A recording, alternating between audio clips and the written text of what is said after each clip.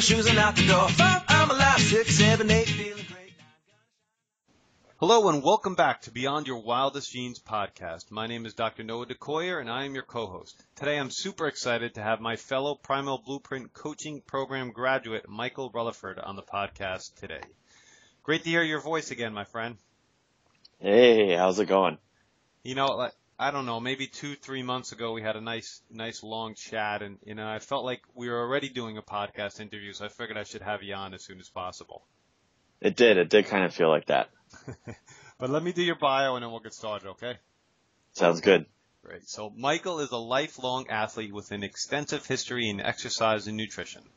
Michael credits wrestling at a young age to helping him build his mental game. From the encouragement of his father at an early age, he read many books written by authors like Tony Robbins and Larry Winget, further developing his mental mindset. Michael dealt with IBS for over 15 years and hypoglycemia for 3+ years until he found real food nutrition with the primal blueprint. Both the IBS and hypoglycemia were gone within the first month of these dietary changes and have yet to resurface again. Wow, that's a short but sweet bio, Michael. I tried. I've written some long ones, and I was trying to keep it short and sweet here. All right, that's good. Those are easier to read, believe me. So let's start with the first question I asked just about all the guests. Michael, and this is what our discussion was. What's your story? How did Michael become the Michael I'm speaking with today and the audience is listening to today? Yeah, I mean, like I said, I always grew up in sports and being an athlete. And so, I mean, with that, definitely, you've got to be, mindful of what you're eating, how you're exercising and really how you prepare your mind for that, And so I've always kind of been trained in that.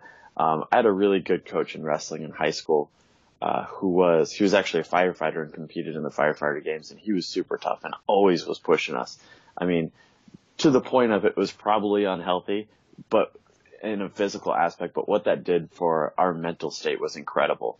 I mean, we'd go out on, endurance training days and we wouldn't stop until someone puked. I mean, he would literally bring us to the point of our body physically telling us no, far beyond when our mind was telling us no. Our mind is there to do one thing, and that's to keep us alive. It's to keep us out of danger. And so anytime it feels danger, it's going to say stop. But our physical capabilities go so far beyond what our mind thinks we can. And when you retrain that, you really open yourself up to just so much more in every aspect. And I use that a lot, with people I work with. I love using physical barriers to open up their mind in so many different things. And how about some of how did that lead into some of these clinical problems you had, like IBS and hypoglycemia and such? Well, I could probably, the horrible dietary changes and choices that most wrestlers make probably did not help my IBS at all. I also dealt with lactose intolerance and just continued to eat dairy because I thought it was really good. So I'm sure there's so many different things that contributed to that for sure. As I graduated from, school and I went into the culinary field as a career, I was really just eating crap food that just wasn't good. I was living off of, frozen foods and whatever I was eating in the restaurant. So fried foods and soda and coffee, and just going off of that and just loads of carbs and sugar and soda to get through my day. Cause I was working 12 and 14-hour days on my feet, and, just in high activity situations. And so I just needed this. And so, yeah, that definitely, I know exactly where the hypoglycemia came from. It was just this roller coaster of shoving carbs and sugar into my face. And then I've always, because I've been athletic, I've always been naturally lean. I've never had a problem, maintaining weight. So I was just like, I can eat whatever I want because my weight won't go up. And eventually that started to become not true even. The IBS, honestly, that's something I was dealing with since I was at least an early teenager. So to the point that I just remember, being 10 years old and like tears in the bathroom because it was so bad sometimes. So it was definitely from a young age, and I just didn't make smart decisions that made that better. And really, my dad actually started reading into all this stuff and started sharing some of this nutrition stuff that he was coming across, things like wheat belly and what, grains really do and what's being done to the grains that make it even worse. And I was like, that's kind of interesting, and just kind of started reading into it and was like, I should try this. And I didn't even think like, this is going to help my IBS or my hypoglycemia. I was just like, let's try this because that sounds like it would be a whole lot healthier than what I'm doing.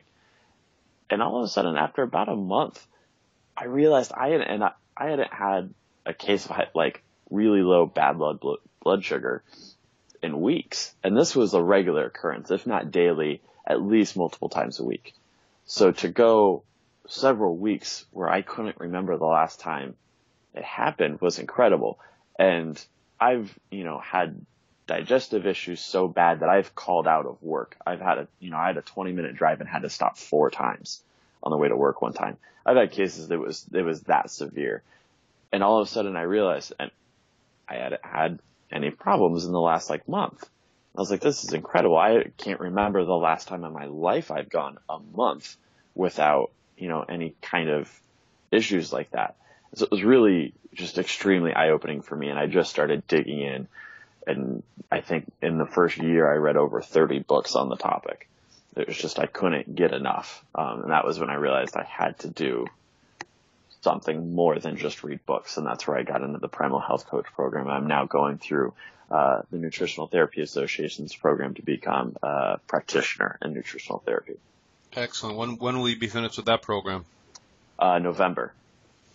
Great. I'm halfway through right now. Excellent. And it's worthwhile? You're enjoying it? I do. I think it is even if you were to never use that information to help others, simply for yourself, just the amount of real information and practical information you get from it is astounding. Cool. That's good to hear. Now, you talk a lot, and we've talked a lot about the power of your mind, mindset. You mentioned your dad as a big influence. When did this power of your mind and its influence kind of really first become important in your life, and when and how do you integrate that? Yeah, for sure. So definitely, this was something that I was very fortunate in that it really did start early. My dad kept a library of these, type of self-help books, and not the, pat you on the back, you're a great person kind of self-help, but really getting down to the root of this is in your hands. You have the power to make your life what it is. And he really kept a library on them. When we were young, I had siblings growing up, that he had, price stickers on them that he set for us. And if we were to read the book and do a report on it, that we would get that value. And that was kind of our way of earning money as a kid, instead of just normal chores around the house. We still had our chores. We just didn't get paid for them. And so this was kind of our way to earn money, as a kid. How old were you when your father? I started when the first book I read was probably around 12 or 13. Do you remember what that book is? I would venture to say it was from Tony Robbins, because and I could almost argue this even started sooner. When I was in fifth grade, whatever age, it's probably around 10 or 12. It's probably around that age. We actually flew to Hawaii for a week to go to one of Tony Robbins' seminars that he was doing at the time. And my parents went to the adult part of it, but they actually had a kids section, where you went and did, I was 10 or 12 years old, climbing on, rope courses and, balancing on those and doing teamwork building exercises. And we climbed a 50-foot telephone pole to jump off of. We were connected to cables, of course. We walked on, hot coals, all kinds of crazy things that really take a mental state to do. And they were doing that with us. We broke, a board in karate. I had Tony Robbins sign it. I still have it. So just really cool things that they were instilling into the kids of the people who were going to the main conference. And so it's literally always been a part of my life that I just have always had, and it's carried into me. Like I said, I had the wrestling coach that really pushed us, and, made us see and feel what we were capable of beyond what our mind could think. And so it's just, I've always utilized that. In wrestling, my senior year, really the pinnacle of what I felt my career, even though it was a small victory, as far as what most people would look at, was my senior year district championship. I had to, and I knew I had to face off a guy that I'd lost 4 times in my career. I knew I was better than him, but he was just jacked. He was strong. He was about 3 inches shorter than me and just balls of muscle, like just muscle everywhere. It just wasn't natural for a high school kid. And it was really difficult, but I knew I was better. And literally the only thing I trained for that year was to beat him. I did nothing else. And it was, I will push myself to be better conditioned than him all year long. I will not let him make me tired. And I will just go and go and go until he's so tired he has no strength. And I lost to him 4 times in my career. And that match, the only one that ever really truly mattered to me, was the senior year district championships. And I beat him in the final period. We had 3 periods in high school wrestling. I beat him in the final period. And probably the last 30 seconds, I finally overtook him in points because he was just so exhausted. We'd go out of bounds and he was sitting there barely able to get up, and I was running back to the center. I was just as tired, mind you, but I told myself mentally, I will not let him see me tired. I will be better and I will be faster and I will beat him. And eventually I did. and I've just had moments like that in my life that I just said, this is what I'm going to have. This is what I'm going to get, and I will get there. At 19 years old, I got offered a job in a 5-star 5-diamond restaurant in Washington, D.C., or just outside of Washington, D.C. I was the youngest by 3 years there. Now, I'm sure other people my age and, around that had worked there previously, but at the time, I was the youngest by 3 years. I was well outside of my ranks. But I just said, I want this job. I got in, I got the offer, and I have never worked so hard in my career just to keep up. Not even to be ahead, just to keep up. But it pushed me, and it's taught me so much, in that career to be able to just keep going and do these things. And it's really crazy when you just don't let the negative things really get to you, what that can do. I have so many questions on that. Where to begin? So let me start here. If you have this primal nutrition cert and you're working on more nutrition, you work with clients. You also have this background in the restaurant business. What would you tell an aspiring chef about nutrition, about the work hours, about that profession? Honestly, if I were to tell someone who was an aspiring chef about that industry, it would be to get out. If they wanted, and that's what I'm doing. They don't match. This lifestyle and that lifestyle, they're just 2 things that don't match, honestly. There's definitely ways to do it. I mean, Mark's system with Primal Blueprint is creating Primal Kitchen restaurants. And I'm sure obviously the food's going to be fantastic. The lifestyle never goes away. It's long hours. It's late nights. It's doing all these things that really just don't match with my lifestyle. And it's made it really difficult, trying to merge the 2. And I think it's a very misleading industry from what most people think. It's definitely nothing like what you see on TV. But I don't regret it at all. I've learned a lot of things, and I think it's been fantastic for me.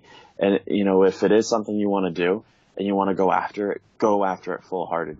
It's an industry you definitely can't, do with just half of you. If you're going to go into it, you got to go all in. And I did for 10 years, and I really got the places that I was proud of. I was 22 and I was running one of the largest arenas, culinary wise, the food, one of the largest arenas on the East Coast. I hosted the ACC men's basketball as well as the women's basketball tournaments. So anyone who likes college basketball, ACC is like the division, right? And it's huge. And we were talking 23,000 people are coming into the arena every day. We're doing, we're feeding the teams. We're doing a 3,000 person, meal for the coaches and the VIPs of all the schools, the deans and everything. All they, bring in. I've hosted the National Ice Skating Championship, and this was all in my early 20s. Was it crazy? Yeah, I've worked, a 32-hour shift before. So and this is what I mean by it. It is completely against the lifestyle. There are things that you will do. You won't see your family. You won't see your friends. You will work holidays. You will work weekends. All those things that you want to go out and do and celebrate, you're the one who is now, working so that other people can do that. So you really miss out on a lot. If family is important to you, which it is to me, and I now have 2 little kids and I've been working every day to get out of this industry since they were born, that is why.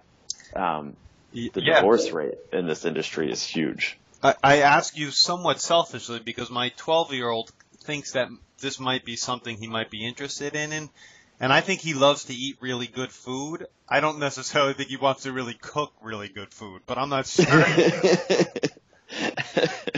Yeah, I mean, honestly, and especially kids, or anyone who asks like, oh, how did you enjoy culinary school? Did you go? Every single time I say, don't do it.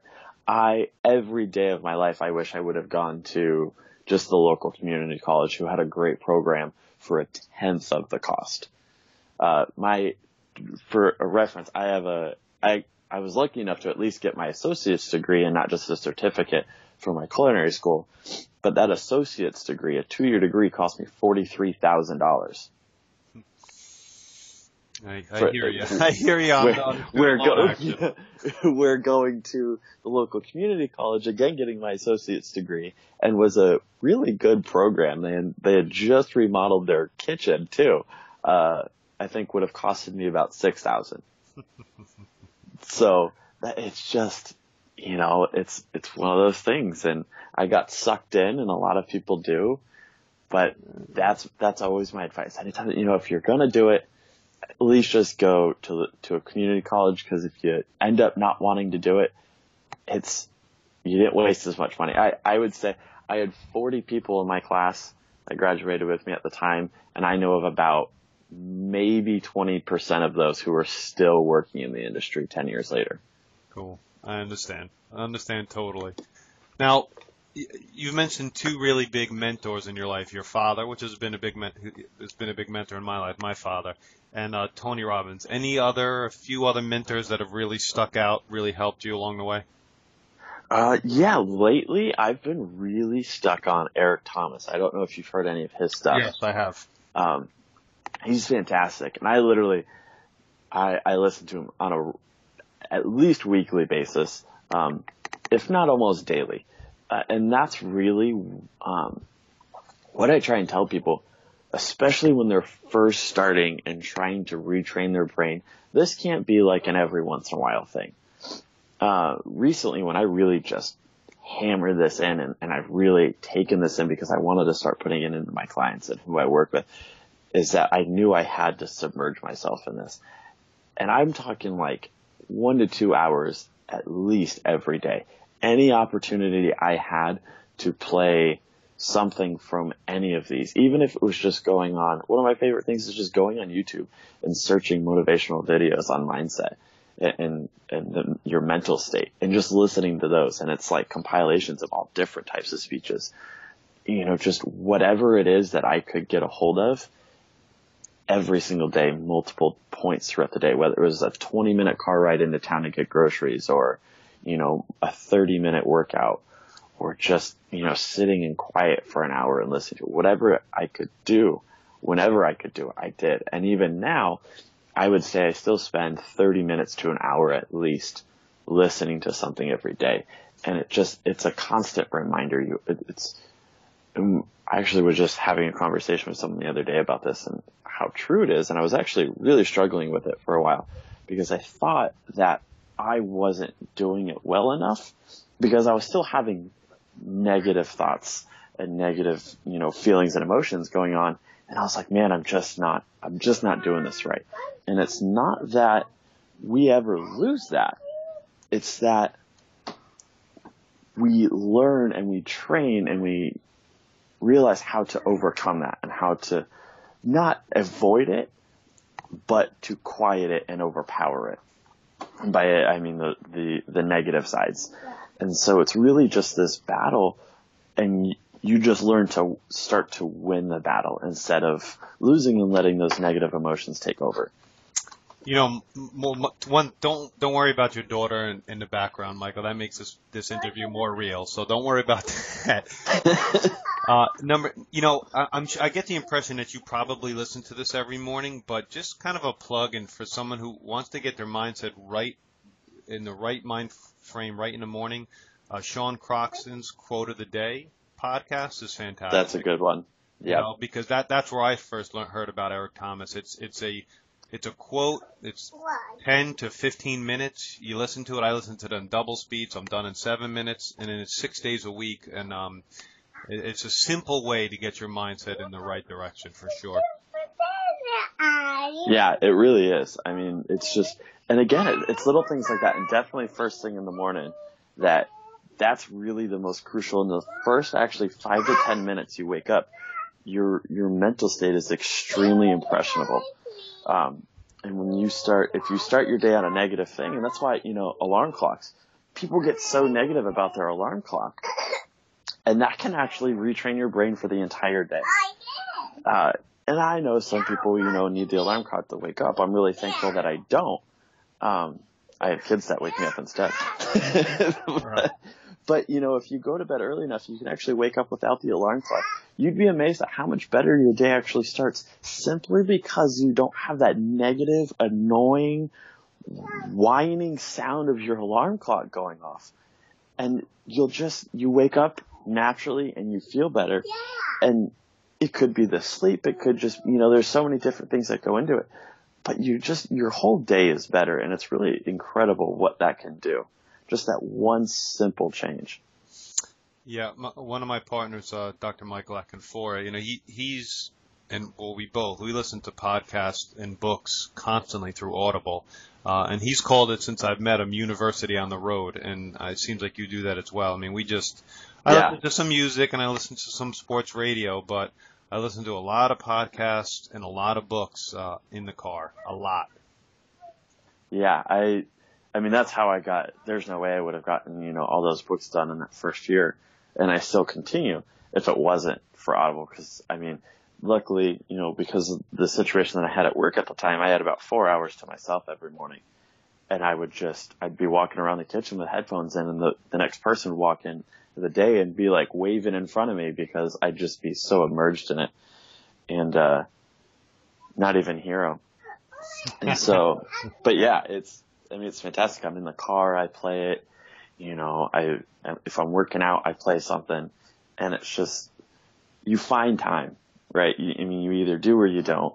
And for me, it's such a high priority to always be having something going on every day that's going to either make me, more educated on nutrition and fitness and health, or strengthen my mental state for sure. So let's swing this idea of mindset back to dietary and lifestyle changes. How does that fit in, or what's your model, or how do you coach people, or how do you integrate that even further in your life? Yeah, so I think really what I've told people, I was struggling because I was getting these people they get into it and they get really excited, and within a couple weeks sometimes it would just flop. And we see it all the time. Look at New Year's resolutions. I think Tony Robbins put out this quote. I think it's by like January 15th. Like 80% of people have already failed their New Year's resolutions. 15 days for an entire New Year's resolution. That's rough, but it's not surprising because people just pick these things. They'll pick really weak things. For instance, if someone says, I want to lose weight, they don't pick how much. They don't pick why. They just say, I want to lose weight. Well, if you lose a pound, your mind has already triggered. Boom, I've done what I needed to do. And it's easier to give up. It's easier to stop. So really, one, just being specific about what it is you want. And even more beyond that is figuring out why. And most people don't go far enough why. They kind of get this like surface level why, and they don't really get deep, and so really digging down and figuring out deep. Like for me, I love working with dads, and I can almost, guess that almost every single one of them is like, they're out of breath when they're playing with their kids. They don't have the energy, and it makes them feel like crap. There's nothing worse being a dad and not having the energy to play with your kids, and your kids saying, come on, Dad, I want to keep going. I want to keep playing, and you can't do it. That's a pretty powerful why for just about any dad. Any dick. We all want to make our kids happy. We all want to do anything that we can to have them enjoy their time. And so that's a powerful, that's why I love working with dads. And I mean, it's just something that I can feel. And it's, for me every day, I want to make sure that I'm always able to, be active with my kids. I want them to be active, and I want to be able to do it with them.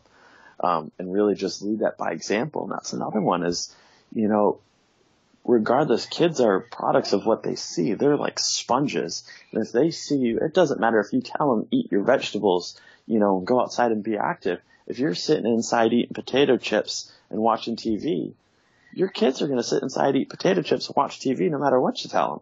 They're not going to go out, and you truly have to lead that by example. And I always want to do that. I want to help other dads realize that they can do it without killing themselves, without being exhausted, without eating, food that doesn't taste good. I couldn't agree more. Now, I asked this question to Dr. Alvin Dannenberg last week. He's also a Primal Blueprint graduate and functional medicine / dentist. Yeah. How do you, from when you wake up to the end of your day, how do you plan your entire day? What's your routine? So we actually are quite routine in this house for the most part, because I have twin toddlers. So it's hectic if I don't have schedule. And so I can give it down to the minute if you want to just about. But yeah, I mean, we get up, we eat breakfast together. I make coffee. We go outside, and I enjoy my coffee outside. As long as it's not raining and freezing outside, we'll go outside for probably about 30 minutes at least. I like getting outside in the morning, getting that sunshine exposure. It early really helps keep your circadian rhythm in a good pattern. And they've had sleep issues when they were younger, so it was really something that's helped. So we get outside, we have sun exposure, I drink my coffee, they run around, we water the garden, we come inside, we might go run some errands, we have lunch, and then they nap, and I get work done.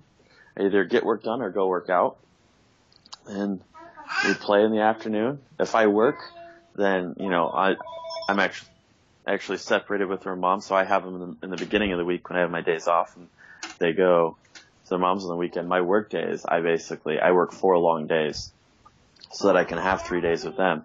So my work days, I get up and eat breakfast, have some coffee, and go to work for 10 to 13 hours, come home and go to sleep so I can do it again the next day. But yeah, I mean, the days that I have them, it's worked in play every day. It's just enjoying. We read books and just trying to really, my 3 days with them are just centered on them and keeping their schedule and making sure they get what they need, which coincidentally enough, what kids need is what we need more of. We need more free time. We need more outside time. We need time enjoying books, enjoying simple books, that are just fun to read. And so it's really helped me, and it keeps me de-stressed, as much as it is raising 2 toddlers. It's, doing those things keeps me de-stressed. I get to go outside and, just play in the park and do all those fun things. I could absolutely see how you have your hands full for sure. But yeah, it's great. And how can our audience find you and reach out to you, Michael? Yeah, so I'm on Instagram is really my biggest social media that I bring clients to. And that is the Superhuman Project, or if you look up Michael Rutherford, it's really the easiest way because I think I have underscores that I had to use in order to get my name. But if you look up Michael Rutherford, you can definitely find, I'll pop right up the Superhuman Project. My website is the super-human-project.com. And you can find me there. I've got links to social media there. So that's really kind of the hub. You can reach me by email there and all that great stuff. But yeah, it's definitely, Instagram and the website are my go-to places.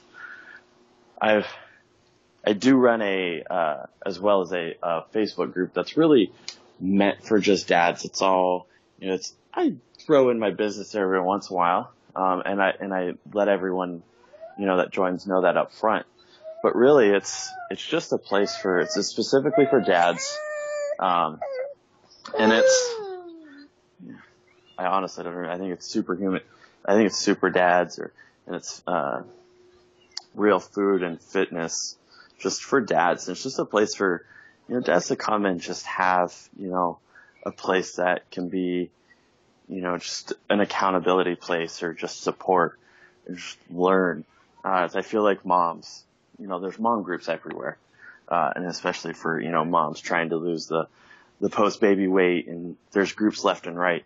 And I was really just not seeing a place for dads and, who wanted to be healthy. I feel like oftentimes we kind of get forgotten about.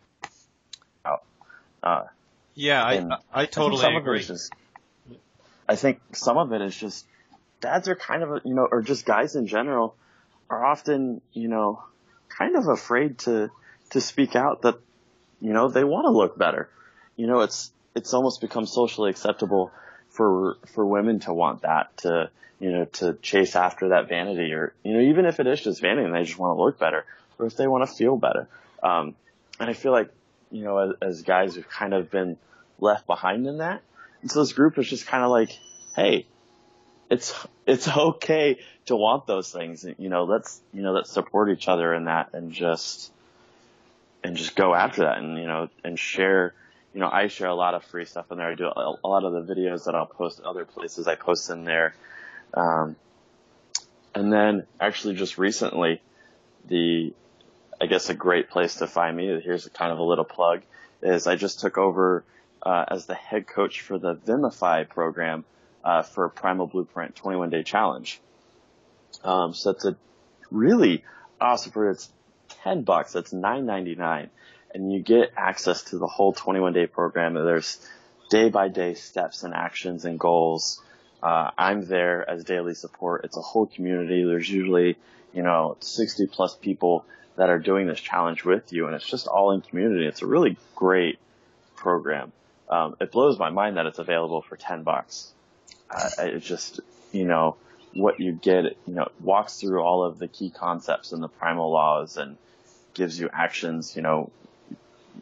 Yesterday was sprints, so we, that was the action of the day. We were talking about sprints. I do a daily, 5 to 7 minute video, just kind of, explaining more in detail and in my words, whatever that daily post is about. And I love it. I think it's a great community. That's been really fun this month. All of the Primal employees are going through it. So all of Primal Kitchen and, the Primal Blueprint and all those employees are going through it. So it's been really fun to have them along. This is actually my first month and they were doing it. So it was kind of nerve-wracking in the beginning, when I found out, but it's been fun. Yeah, I mean, I'm looking at your Instagram just for everybody. It's the_super_human_project, and then that Vimify link is right in your bio, so it's right there. Yeah, and then the Facebook group is Superhuman Dads dash Nutrition Fueled Fitness for Dads. So it's a small starting group, but it's great. I love it. We get guys in there who are just asking questions about what's a good workout for them, or just any kind of question. that's related to health and fitness, and whether it's scheduling and new dads, how do they find the time, and just whatever it takes, and whatever it is, it's there. I'll always answer questions for free. Super in-depth ones that kind of become more problematic, I definitely recommend that they schedule a consultation for sure. But 90% of the time, it's something that I can easily answer, and I love to. And so it's been a fun little community. I agree with you with men, and the first course we created was a men's course, so we are forgotten at times. So I totally agree with you. We created a course, being Superman, so I got it. Yeah. Totally on the same page with you on that one for sure. Thank you very much, Michael. Like I said, it's always a joy talking and chatting with you. Any last words? Just realize that you were more awesome than you ever think, that you are capable of more than you think, and that if you truly set your mind on something, not just, I wish I had this, but truly set your mind on it and work towards it, you'll get it. You'll get there, and it might take a week, it might take 5 years, but if you keep putting in work every day, you will get there, and you can reach those things that you want. Cool. Well said. Can't agree more. My name is Dr. Noah DeCoyer, your co-host, and you are listening to the Beyond Your Wildest Genes podcast. If you like what you've heard today, please share this with your friends and encourage them to subscribe on iTunes. We're up to 425,000 subscribers in over 100 countries. And leaving a review and a rating on iTunes helps us move up the charts and just helps more people find us. You can subscribe to our incredible weekly email at www.beyondyourwildestgenes.com. And as my oldest son Hayden says, be awesome and never unawesome. Thank you, Michael. This is Dr. Noah DeCoyer from Beyond Your Wildest Genes. Have a great day.